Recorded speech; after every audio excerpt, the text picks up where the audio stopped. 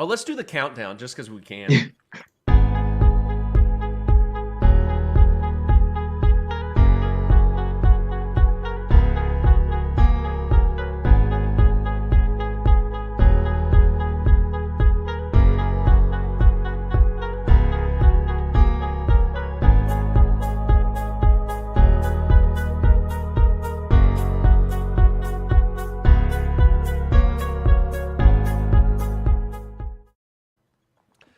Oh, ladies and gentlemen, we are coming to you live on a Wednesday evening on YouTube. If you're unaware that we record on Wednesdays and that we have done some YouTube live streaming, probably will do more of it in the future because it's just an easy way to record as all of us are scattered about the country. If you're unaware of that, check out our, I believe the links are up on the Twitter page. So if you follow us on Twitter at YNTA Podcast, you'll see links to the YouTube channel, all that good stuff. But we are recording live. We're coming out of an international break ourselves. This is, after however many weeks now, a return to You'll Never Talk Alone. I'm your friend Joseph Craven, and that is Alex Lebel who has joined me. Alex, how are you, sir? I'm very excited that the international break is about to be over. Been waiting for this moment for all my life. Oh, Lord. It was not the direction I was expecting you to take that, but I'm glad that you took it where you did. I filled out some like my March Madness like bracket on like the ESPN bracket tournament challenge app or On whatever it's called. ESPN FC. ESPN FC. Yeah, I'm talking about a Champions League March Madness bracket. But I filled out the March Madness bracket and I put my name down in there as your friend Joseph Craven. And wasn't planning on entering it really anywhere. Ended up entering it into two groups, one at my church and one at work. And I was like, haha, no big deal. Well, I'm currently in first place in both of those. And so now everyone that I've seen has been like, hey, it's your friend Joseph Craven. And I'm like, that's catching on. Sure. Why not? Perfect. Branding. It's my brand, man. I'm just growing the friendship brand. Yeah. Here. Oh man. Well, a lot to catch up on in the life of Liverpool Football Club. What's funny though is that most of the stuff that we have to catch up on happened in like the last 48 hours when we're recording. Like it feels great to be coming out of an international break and not talking about, someone else broke their femur in half and is out for forever now. Wonderful. It feels nice to not be talking about that, but it's interesting that all of the real talking points we have on the episode are really brand new. But let's jump back to the past just a little bit because we need to talk about the importance of, after losses to Chelsea, losses to Fulham, the importance of going into the international break with that second leg victory over Leipzig in a match that I think we kind of thought that we would just try to like go through the motions and just hold on to the first leg lead. Really didn't. Got a couple more goals. It was nice. But then also to actually finally get that Premier League victory again. And carry those two wins into the international break. How important was that, Alex? Oh, it was huge. I mean, it's what everybody on the team is remembering as they disperse to their various national teams. They're remembering that winning feeling that they had that we hadn't had in a while. And I mean, the goal in that match that Jota scored helped remind him that he is in fact very good, and he scored in all of Portugal's matches over the international break. So I mean, that was great to see. It gave us a boost and maybe a little bit of a refresher. I don't know. I mean, it's weird to think that like international break could give us a reset, but like you mentioned, right, this is one of the few international breaks where we haven't had people come back injured. That's always a tenet of international breaks in normal seasons is Liverpool players come back hurt. But we got all that out of the way at the beginning of the season. For the next couple years. So now they can't get hurt anymore and everybody's coming back fit. Most of them are coming back off of victories. So, I mean, this is going to be good for us. And everybody's going to be happy when they get back. So great news to beat Wolves. Bears are still better than Wolves. We can confidently say that. We've said it before. I'm changing up on the live stream video. I'm changing up the nameplates at the bottom so it's more obvious to everyone that Bears are still better than Wolves. Yeah, we said it before. I mean, for Jota to do that, we saw such a strange ride for him so far in this season, from emerging as, first of all, the secret signing. Yeah. That happens like on deadline day, where I was like, oh, okay, all right, where'd that come from? Sure. Everyone's so hype on Thiago, and then Jota's just like sneaking in. Hey, guys. So he arrives, and then it has instant impact, and we see why it is that Kwok targeted him to bring him in. We see how important he could be for this club, that is needing that extra oomph, to continue to try to defend the title, all that sort of stuff. Injuries happen. So we instantly see the surprise signing to we see why we brought him in, to, well, now he's out again. And so we have to watch him return to form and work back from the injury. And we got to see that now, exactly what you're talking about. Not just scoring against his former club. The disrespect, man. True champions don't even score against their former club. But to score against his former club, and then to have a good international break as well, to see that confidence. So exactly what you said, the confidence to see the return to form. And it's something that I feel like we can maybe start to hopefully lean on as we move into the final few weeks of the season, and really go, all right, this is what we brought him in for. Let's ride some momentum. Let's try to finish strong, so that when we go into next year, we can rely and trust on him to be that integral part that we really feel like he was going to be to begin with, and why we brought him in. So it's been a weird ride, but this was, for him and for the team, a great way to go into the break and then have that good international break as well. I didn't watch too much of the international break at all. Like, I watched some of the, Team USA stuff, but that was really it. Disappointment. Yeah. Yeah. Which is, you can say that about any break, really, for Team USA in general in the past few years. So I didn't watch it all. But of course, we had a weird one, and I just feel like we have to at least mention the weird performance that Curtis Jones put on. Yeah. For the England U21s. Scoring a goal and getting sent off? What a man, right? What a man. Yeah. And I love that kid. And I mean, the fact that he hadn't started any of the matches before this was the whole reason that England went out. I mean, there's a lot of talk about how that team is an incredible batch of youngsters. I mean, they've won trophies at every age level, and then they get to this age level and they can't do it because it turns out that not playing your best players doesn't really help you very much. Because I mean, they left Eze on the bench, they left Curtis Jones on the bench, obviously, until today. They left Cantwell on the bench. They left a lot of other talented players on the bench, and he kept bringing in Ryan Brewster. And I know we love Brewster as a person, but man, he's just been real bad this season. And us selling him for what we got for him was a masterstroke, and he had no business coming in for this team full of star-studded players. So yeah, but at least Curtis Jones got a great goal. Was always a spark when he was on the field. And unfortunately, that spark turned into a full flame at the end. He got real pissed. I was going to say, it turned into a little bit more than that. Yeah, good for him. Yeah, I hate it for Brewster. It makes me feel like Brewster is just the new Dominic Solanke. Then it's like, oh, here's this highly promising, up-and-coming player, and who knows? I think that Brewster has more to him than Solanke has shown, though. Yeah. For sure. So he's just in a bad run of form, I would hope. We shall find out. And then along with that, I mean, just a quick footnote with the international stuff. We had the return of Dutch Genie.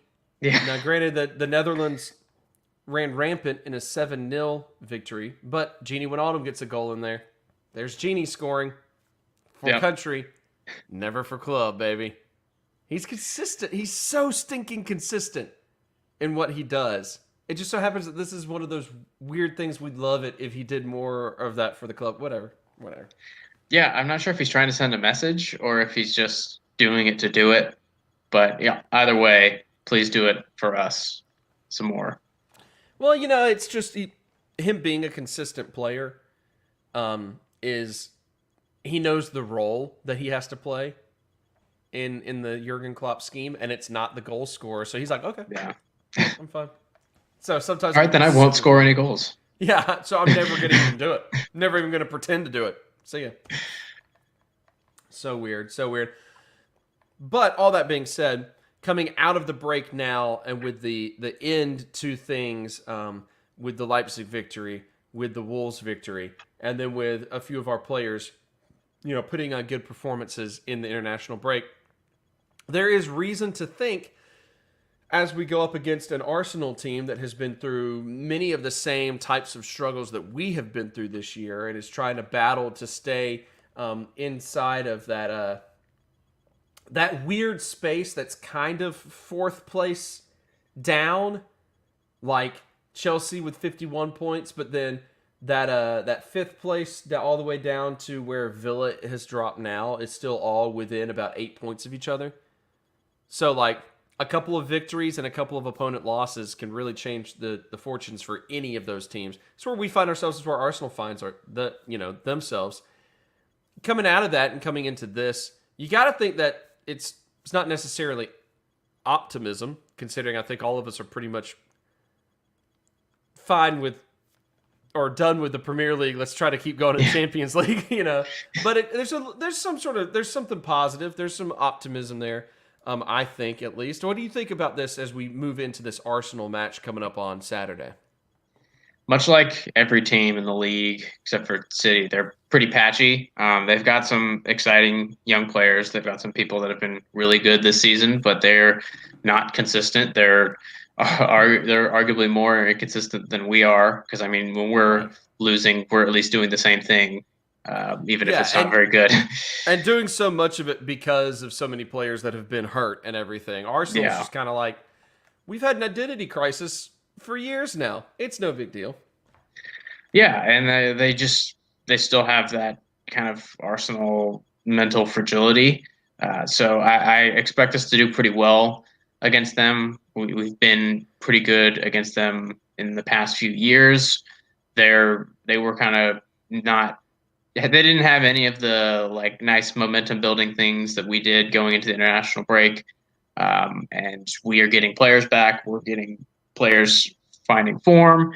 I mean, it's a good time to be playing them, and we always seem to do fairly well when we come back from international breaks. So I'm looking forward to this match because it should be better than a lot of the ones that we've played so far. And I mean, we need a good result in this because we're about to play Real Madrid, and we need to build momentum going into that match. Yeah, there's a lot that can be gained, not just the points, obviously, especially the points, as I mentioned, from a club that is in a similar state. So, like, them not getting points is just as beneficial as us getting points instead of Yeah. them. Like, so that's huge as well. But yeah, I mean, there's the Champions League, big time Champions League matchup coming up right on the tail end there. So I'm looking real quick. Let me, 9 more Premier League matches. I think that's right. I think I did the math right. And of course the Real matches coming up starting on Tuesday as well. So these are big. These are significant matches. And we could say that, the Premier League itself, like we've kind of resigned ourselves to our fates at this point and really just trying to hope and pray that we can finish strong and land in fifth, maybe creep into fourth if Chelsea stumbles type of place. But we also just really know that the Champions League is our best shot at staying in the Champions League. Yeah. And we just play well in Europe. We just do. And we're continuing to do it now in the midst of all those struggles. But these are 2 big matches. And so, yeah, I think that what would we have to do then, Alex? What would we have to do against Arsenal to not just get momentum, but to get some respectability and also to prepare for Real? And not exhaust ourselves preparing for Real. Yeah, I mean, we got to get out of that rhythm or this just really slow, monotonous rhythm that we have when we have been losing these matches, when we're beating our heads against the wall, when we're doing the same things over and over again. And that should hopefully be helped by players returning from injury, getting players in there that interrupt the patterns in a good way, that keep defenders on their toes. I mean, we've seen in the 2.5 matches that Jota's been back that he just takes defenders' minds. Like he's Yeah. always threatening in a sense that when he gets the ball, defenders don't know what he's going to do because he could shoot, he could dribble past them, he could pass. I mean, that's the kind of things that we need more of, and hopefully he inspires that out of the rest of the front three as well as some of the midfielders joining him. I mean, additionally we've got balance in the midfield again. We've got Fabinho in midfield. Kabak and Phillips seem to be building a bond. Kabak had a good international break. I mean, Turkey and Armenia seem to be the teams to beat in World Cup qualifying in Europe. Right, So right. I mean, Kabak's in a good run of form. And so I Not think, to mention North Macedonia, yeah, team to beat, yeah, man, powerhouse. with 75-year-old Goran Pandev still scoring goals. But yeah, so we've got a lot of players in positions that they play, and I think we said it Right. last time, but it cannot be overstated how important that is because we just haven't had that through most of the season, where we have midfielders in midfield, forwards a Yep. forward, defenders a Yep. defender. So I mean that brings about the balance and it gets people back into the rhythm of, well, this is what I do in this team because this is what I've been doing when we were good, and this Yep. is where I was playing when we were good. But this guy's new, but he's doing something cool, so let's join in with that. So Yeah. I think we just need more of that. We need more of the return to what made us good, but also less predictability. Yeah. Yeah, because it's what had been killing us. I mean, before Klopp got there, but when Klopp arrived, there was still like we just had such clear patterns, which happens a lot when you have a team that in and of themselves have a clear set game plan that they're not really supposed to veer from at all. But we would have these patterns develop that. I mean, we just became so predictable. You knew how to defeat. So when all these headlines pop up this season of people being like, "Oh, have teams figured out how to defeat Liverpool?" I'm like, no, teams figured out how to defeat us when we are missing like all of our pieces and we lack creativity. They figured that out 3 years ago. Yeah, They're not figuring anything new out this season. right. They're just resorting to tactics from 3 years ago. And the minute that the team is healthy again, it's going to be different for all of that. But, we've got, like you were saying, Phillips in particular, Will's new favorite player, Will Cave's favorite player in the world. I think he probably already has a Nat Phillips jersey. He's definitely got that kit somewhere. He wistfully put the Henderson jersey into the drawer and then smiled as he pulled up the Phillips jersey. But to have Nat Phillips not having to play next to Fabinho anymore, but actually, like you're saying, having an actual center back there again, it's huge. You can't overstate how important it is to have players in the right positions. And this is where I think a lot of fans had kind of tried to express frustration, maybe over the fact that we ditched Dejan Lovren and stuff like that. Like it was his time to go. Yeah. We all felt that. But you could see once all the injuries happened, something you can't predict. Well, once all those injuries happened, you could see, oh, this is why we maybe should have kept another center back on, just at the very least to have center backs available. But you're right. Yeah, we're just building the consistency and going back to kind of the old routine a little bit more. It's huge because we haven't had that luxury all year at Right. all. And we've been able to win in Europe without that luxury. But this is a European matchup that's coming up that poses a much different threat, all in all. So the draw, I don't believe, had happened the last time that we recorded. And so this is big one to talk about, of course, with the Real matchup. The last Real matchup, of course, being the one from a few years ago that we don't like to discuss very much for various reasons. Um, but this is, I mean, it's different teams now, different goalkeepers for Liverpool. Yeah. um, no magic Gareth Bale leg for Real Madrid anymore. You know, it's different teams now. So, but Alex, what about this Real draw? What do we expect to see out of this Real team? What are they like this season? Well, the fun thing is you say it's a different teams, but really what characterizes Real Madrid is that it's mostly the same people because they just have not found a way to move on Yeah, from that generation of players, except for the ones that have left, and they look like a team that's trying to do what they were good at that won them those European Cups, and are just like 5 years older now, so they're just not as good at it. I mean, what the benefit of Ronaldo leaving is that Benzema has stepped up, and Benzema is incredibly clutch for them. So he will be the one to watch out for whenever they need a goal. He always seems to pop up and score. So I mean, that will be a tough test for Phillips and Kabak.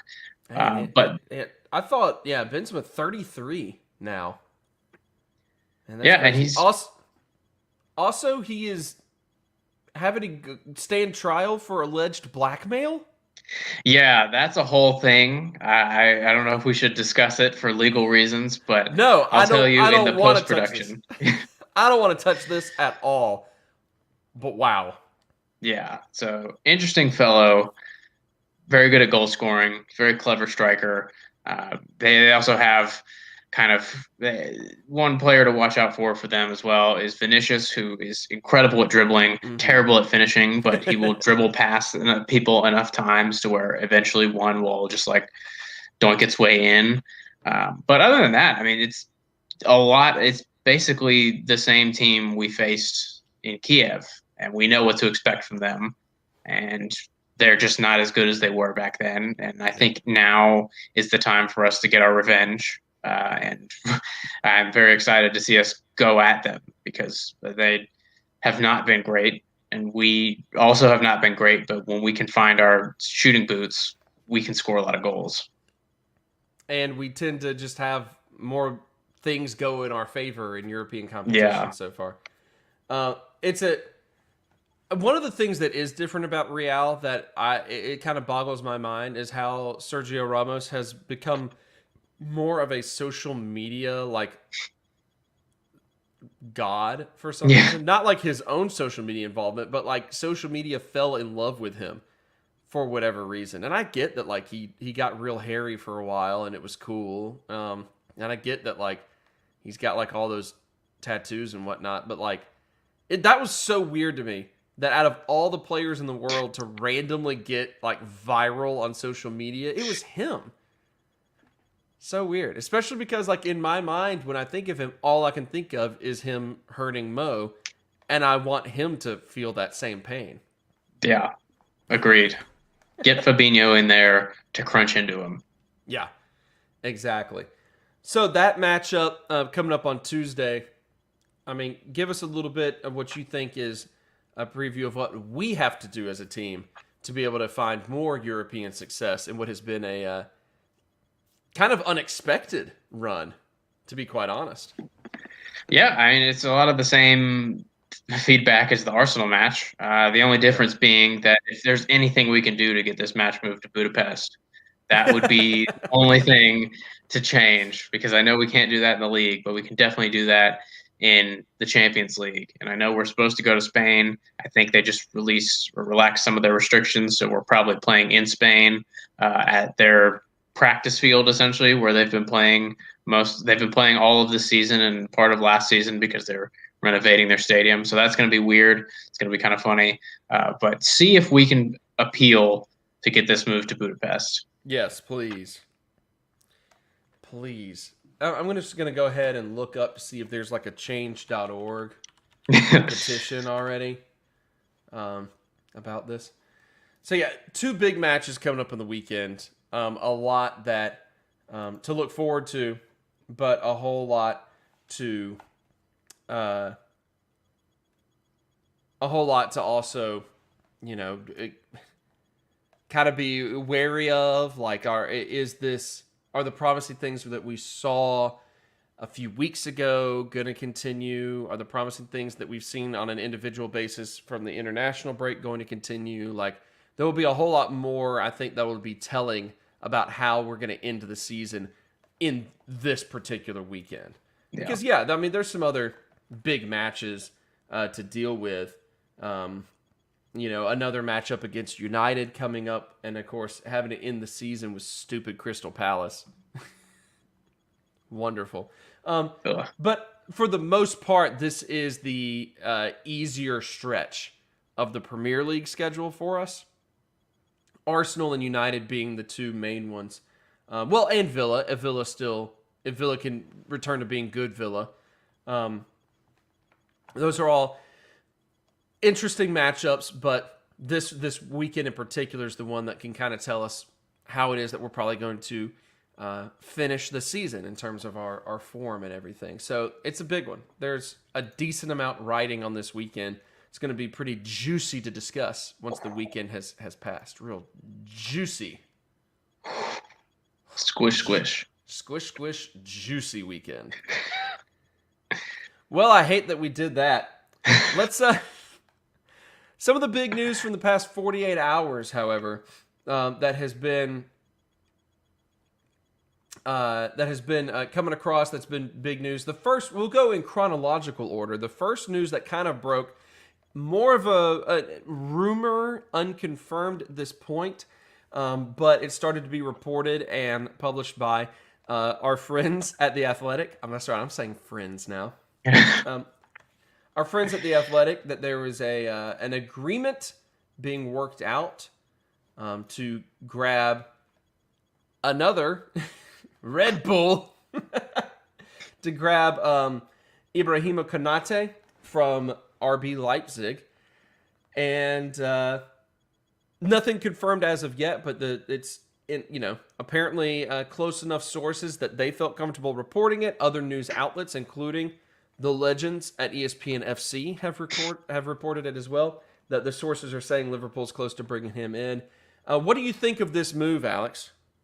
This would be fantastic. He is an incredible center back. I mean, he's been a consistent part of one of the better defenses in the Bundesliga, usually kind of top of the defensive charts for the past 2 seasons at least. I mean, he was a bit overshadowed by Upamecano as the standout defender, but Konate is right up there. He's a Red Bull defender through and through. He's great with the ball at his feet.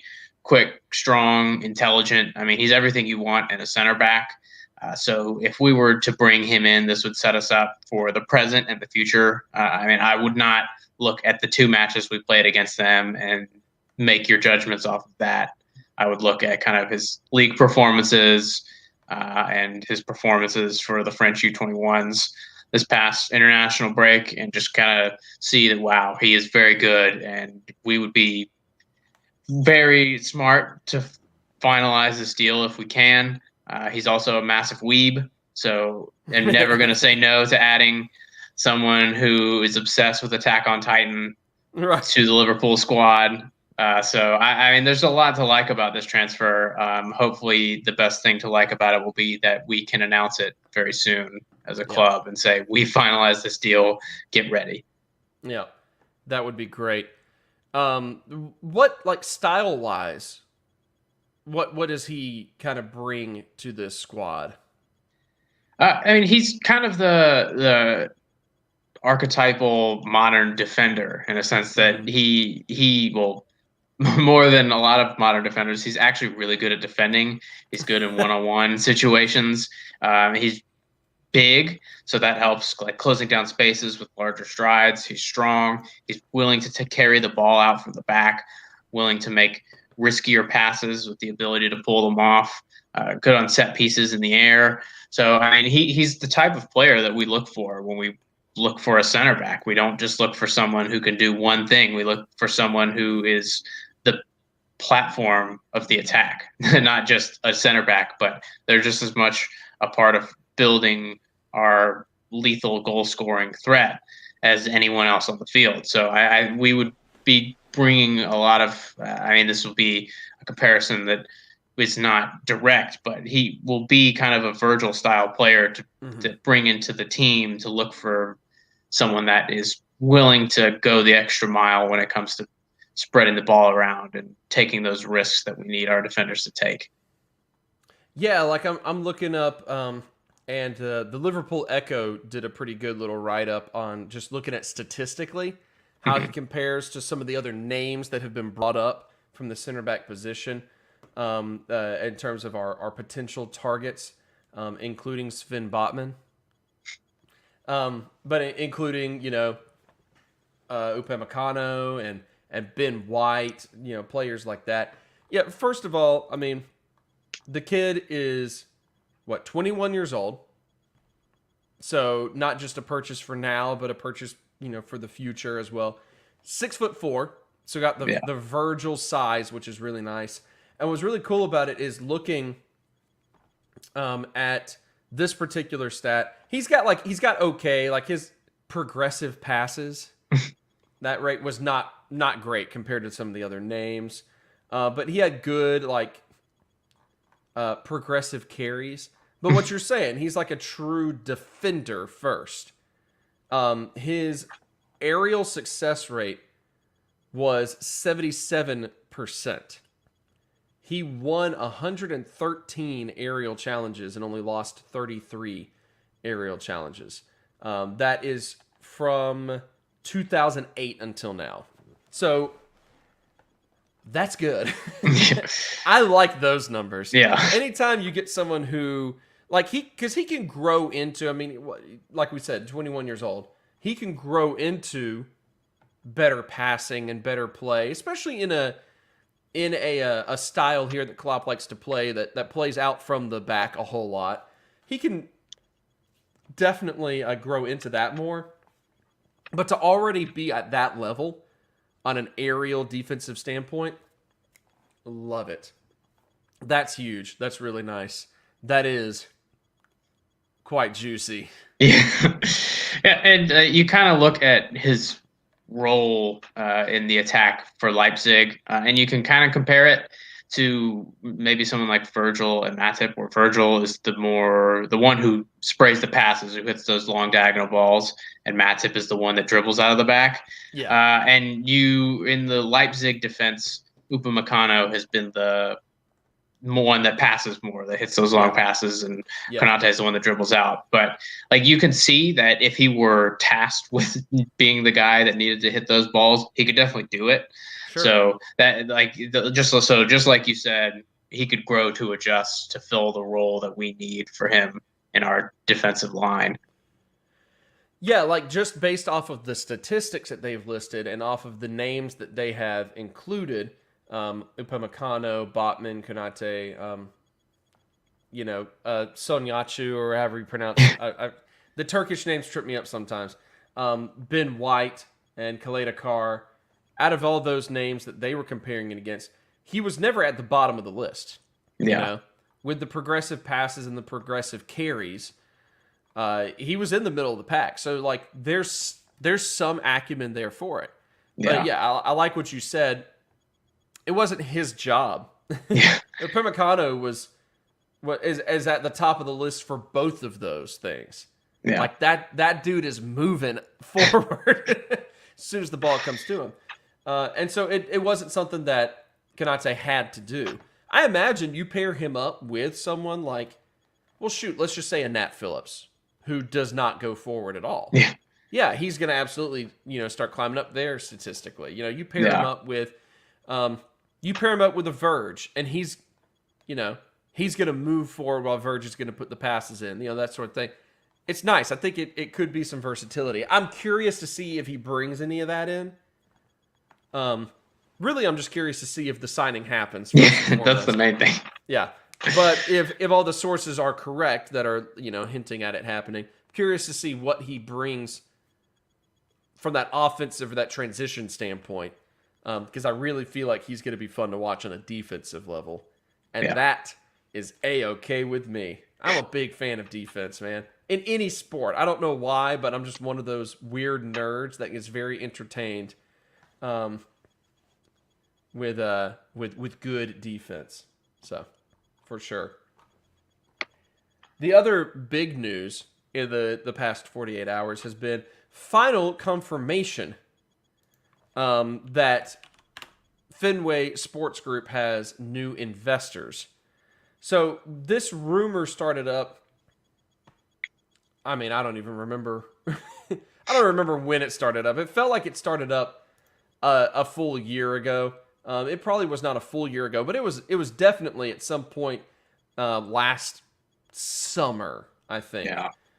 Um, that what's the name of the group? Why am I Redbird. Redberg? Yeah, thank you. That they were looking to buy into FSG. That they were looking to um, get in on this investment and looking to contribute as well. It also confirmed as well more of LeBron James's stake in FSG. He's been some sort of minority owner in the company for a few years now, as he's always sporting his either Red Sox or Liverpool jerseys quite often, which I always enjoy that. But according to this, let's see, they have their Redbird Capital Partners investment has brought FSG's value to $7.35 billion. LeBron James is officially a part owner of the Red Sox as a part of the deal. That he was, he was actually specifically invested in Liverpool. Now that means that his investment has spread to all of FSG, which is pretty cool. And I'm trying to remember what it is that the amount that they brought in was large. I don't know why I can't find that particular amount now. But it bumped up the value, obviously, 7.35. So that investment's finally announced, and it seems like this is a move by Fenway to say, let's get more money involved in our teams to make the purchases we need right now and try to get a little bit away from the value purchase and the profit margin, type of mentality that they've been criticized so much for. Is that how you interpret this move, Alex?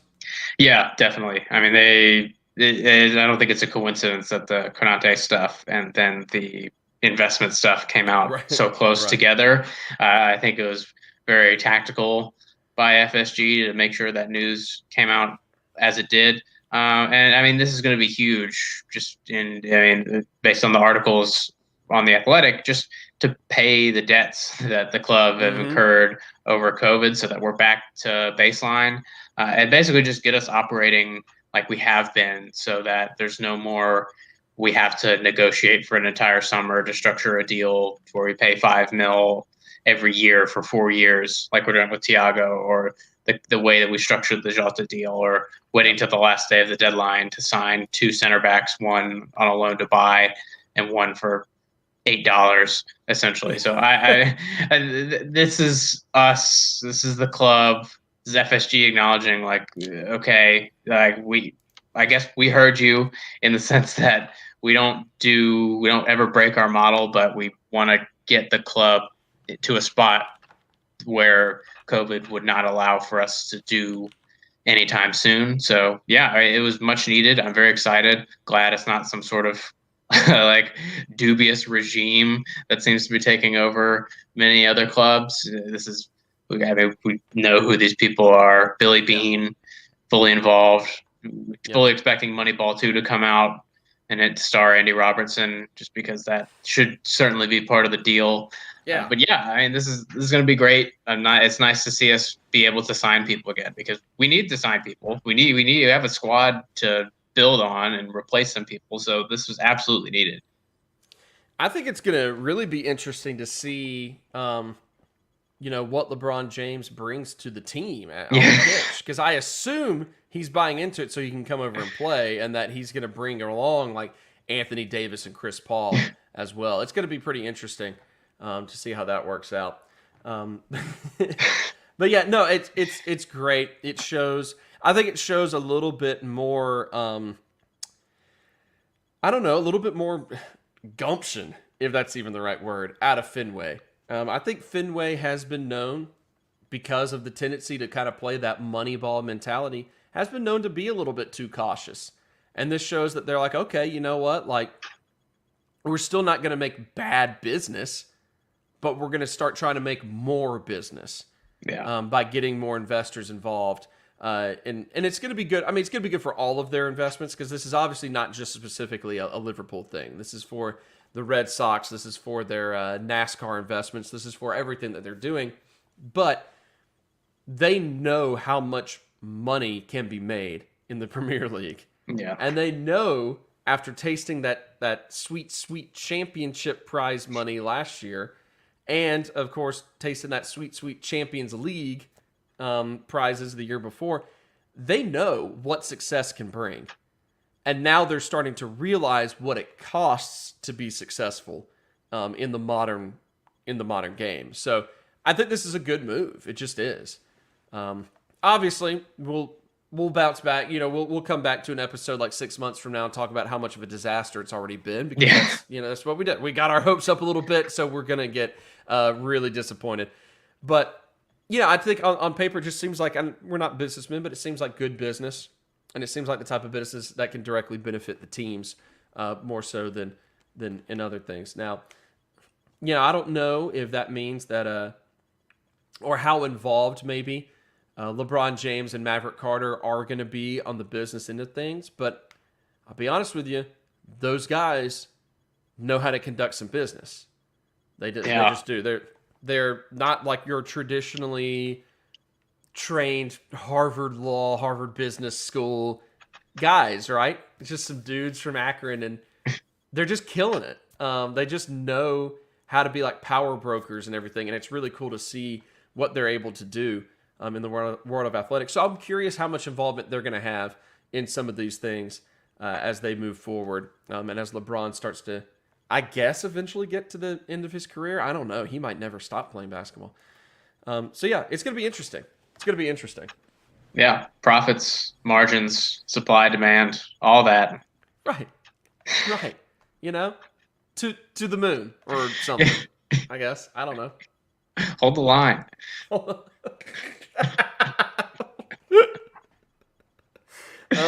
Lord have mercy.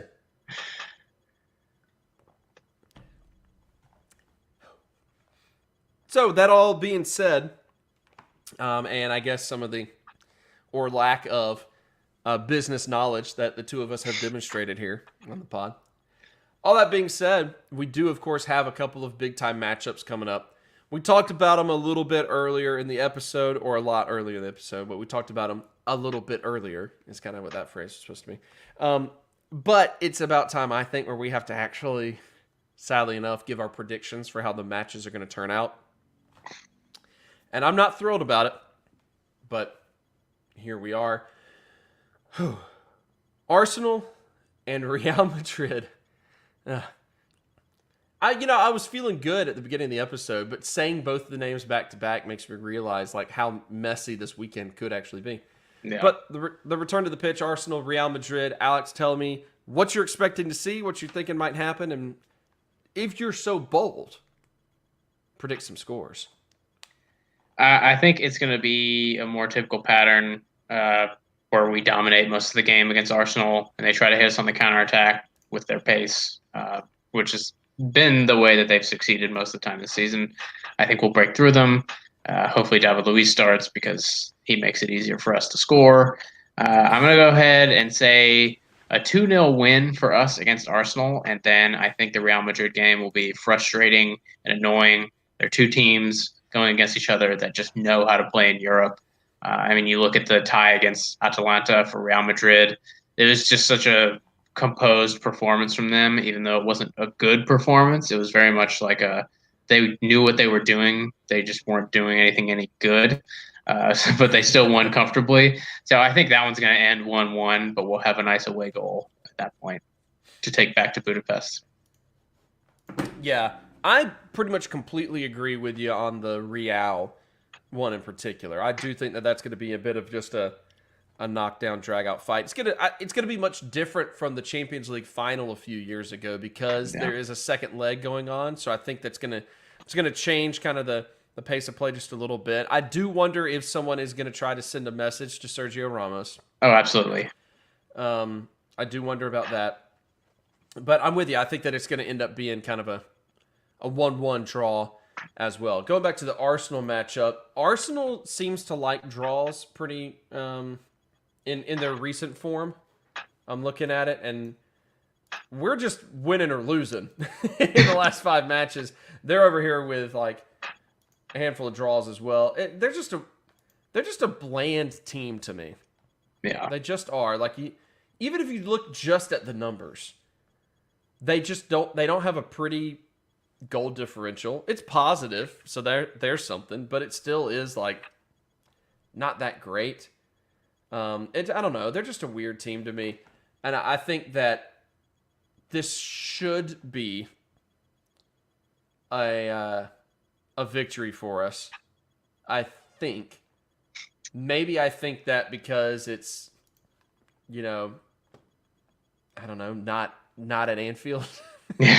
and we can't play at Anfield in the Premier League this year. I don't know. There's just something about it I feel like they're just weird because you never quite know when, like, Lacazette is going to be really good out of the blue and, when he's not. So it's just hard to predict. But I don't know. I feel like we've done well enough against them in some of the recent matchups that I think that I will predict I don't know, let's just say a 1-0 victory. And it's kind of similar to the Wolves matchup. In a way, at least in terms of like performance result, all of that.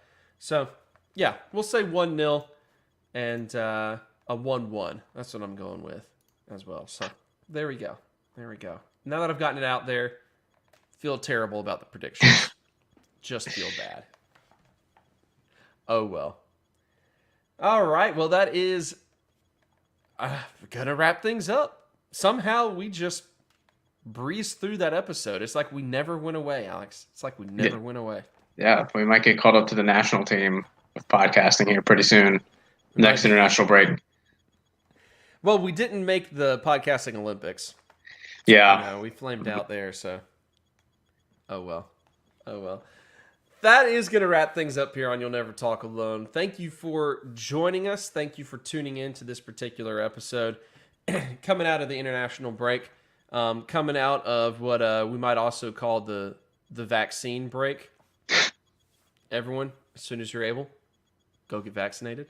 Highly recommend it.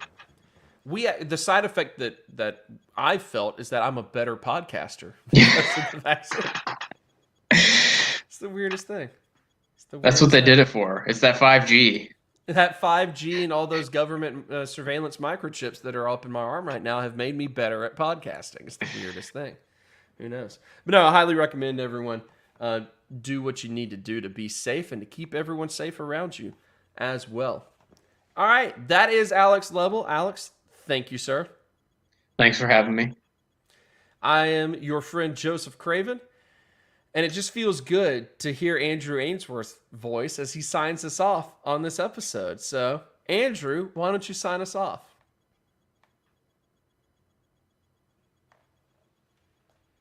Thank you, Andrew. We'll see you next time here on Ye Old Podcast. That's it.